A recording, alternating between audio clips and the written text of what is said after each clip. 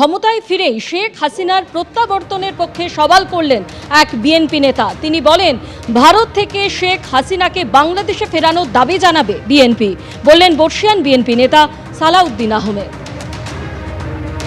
ক্ষমতায় ফিরেই হাসিনার প্রত্যাবর্তনের পক্ষে সওয়াল বিএনপির নেতা। শেখ হাসিনাকে ভারত থেকে বাংলাদেশে ফেরানোর দাবি জানাবে বিএনপি, বললেন বর্ষিয়ান বিএনপি নেতা সালাউদ্দিন আহমেদ।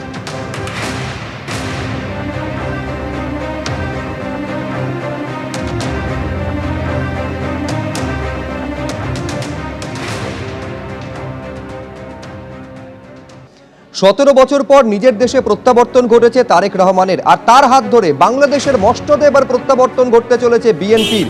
200-র বেশি আসনে জয়লাভ করে ক্ষমতায় ফিরতে চলেছে বাংলাদেশের বিএনপি। বাংলাদেশের মসনদে বসতে চলেছে তারা। 299টি আসনে প্রতিদ্বন্দ্বিতা হয়েছিল আপনারা জানেন, তার মধ্যে 209টিতেই জয় পেয়েছে বিএনপি। প্রথম আলো সূত্রে এই খবর পাওয়া যাচ্ছে। দেশ জুড়ে মৌলবাদের বিষ ছড়িয়েও দাগ কাটতে পারল না জামাত। প্রত্যাবর্তনের পর ভোটে লড়াই 2টি আসনেই জয়ী হয়েছেন খালেদা পুত্র। জামাত প্রার্থীকে হারিয়ে জয়ী বিএনপির হিন্দু প্রার্থী গয়েশ্বর চন্দ্র রায়। ভারত বিদ্বেষের জিগির তুলেও জামাতের সার্জিস আলম হেরে গেছেন। ঢাকার 3টি আসনে বিএনপির হিন্দু প্রার্থীরা জয়লাভ করেছে।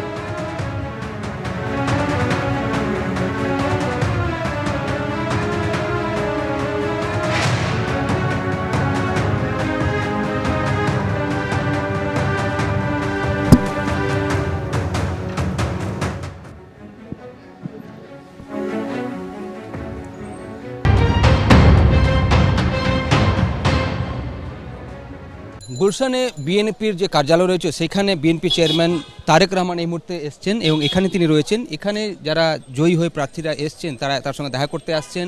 এখানে যিনি জেনারেল সেক্রেটারি দলের তিনি আসবেন এবং তারপর পরবর্তী কর্মসূচিগুলো ঠিক করা হবে। রেজাল্ট যখন ডিক্লেয়ার অফিসিয়ালি হয়ে যাবে, যখন গ্যাজেট নোটিফিকেশন হয়ে যাবে, তারপর কিন্তু সরকার শপথ এবং সরকার গড়ার তোড়জোড় স্টার্ট হবে।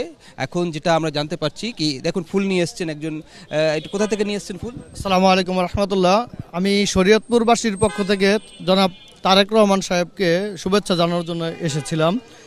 আমাদের শরীয়তপুরবাসী জনাব তারেক রহমান সাহেবকে 3টি আসনই পুরস্কৃত করেছেন, বিজয় লাভ করার জন্য যথেষ্ট চেষ্টা করেছেন এবং ইনশাল্লাহ আমরা বিজয় হয়েছি। শরীয়তপুর 1, 2, 3টি আসনেই আমরা বিপুল ভোটে জয়যুক্ত হয়েছি ধানের শীষ মার্কার পক্ষ থেকে। এবং জনাব তারেক রহমান সাহেবের প্রতি আমাদের গভীর আগ্রহ এবং বিশ্বাস আছে।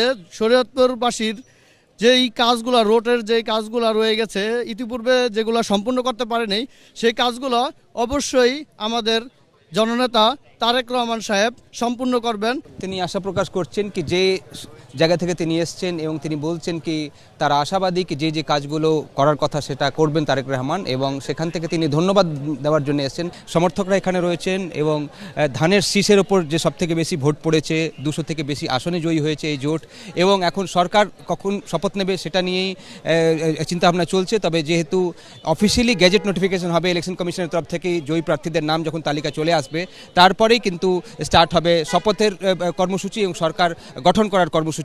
তার মধ্যে জানা যাচ্ছে কি 17 এবং 18 তারিখ হয়তো শপথ হতে পারে, যেহেতু প্রথমেই ইলেকশন কমিশন নোটিফাই করবে রেজাল্টটাকে এবং তারপর পরবর্তী কর্মসূচিগুলো নেওয়া হবে। এখন জুমার নামাজ ছিল, সেখানে তারেক রহমান গেছিলেন এবং তারপরেই তিনি বাড়ি থেকে বেরিয়ে এই দলীয় কার্যালয়ে রয়েছেন এবং এখানে নেতাদের সঙ্গে মিটিং করছেন। পরবর্তী কর্মসূচিগুলো কি সেটা বিভিন্ন দেশ বিদেশ থেকে তার কাছে শুভেচ্ছা আসছে।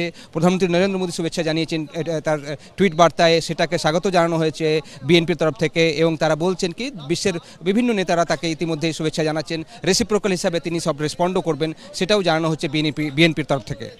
কেন জিতেন্দ্র কুমারের সঙ্গে বিজেন্দ্র সিং, এপি আনন্দ, ঢাকা।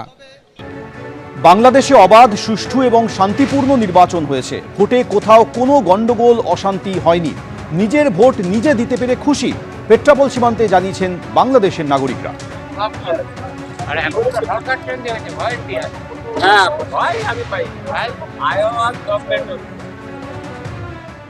এটা আমরা খুশি। বাংলাদেশে এবার নিরপেক্ষ ভোট হয়েছে, আমার কাছে মনে হয়েছে। কোনো গন্ডগোল সাথে আমার যথার্থ মানুষ কোথাও তেমন কিছু হয়নি। আমরা ভালোভাবে ভোট দিয়েছি। সরকারে তো এখন বিএনপি তো সংখ্যাগরিষ্ঠ পেয়েছে, তারাই সরকার গঠন করার কথা। এটাতে এখন মন্দের ভালো। ভোট দিয়ে অনেক খুশি। যে আমি চাই যে আমরা শান্তিভাবে সুন্দরভাবে যাতে আমরা বসবাস করতে পারি, থাকতে পারি, এই জন্য যাতে আমাদের দেশে শান্তি ফিরে আসে, এই জন্য ভোট দিয়েছে।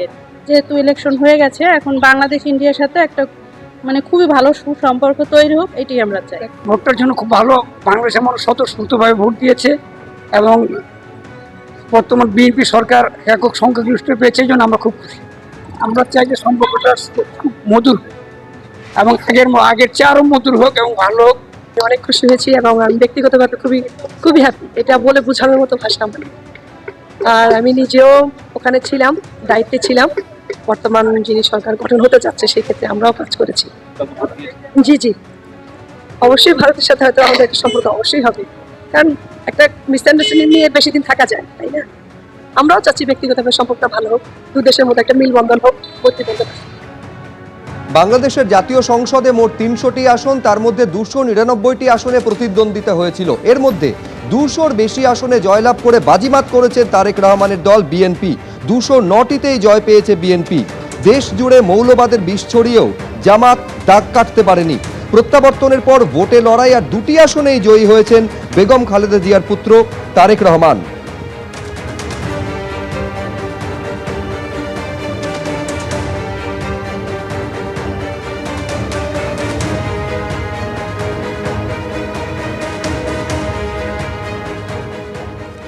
বাংলাদেশের ভোটে পরাজিত হয়েছেন উগ্র ভারত বিরোধী সার্জিস আলম।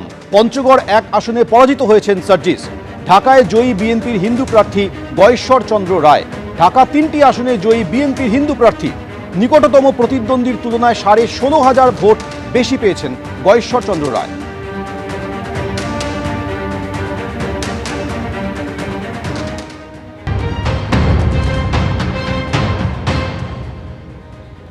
तस्वीर मैं आपको दिखाता हूं, इस तरफ देखिए, जो बीएनपी के समर्थक हैं वो अपने पार्टी के सिंबल को लेकर यहां पर पहुंचे हुए हैं।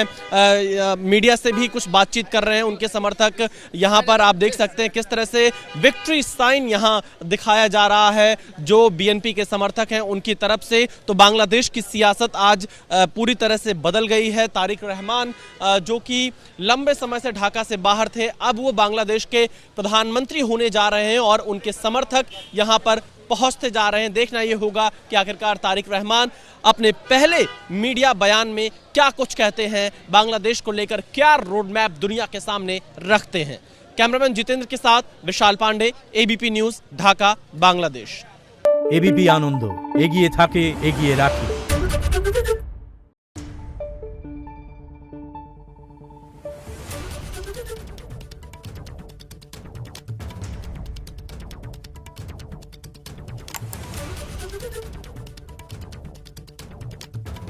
Thank you.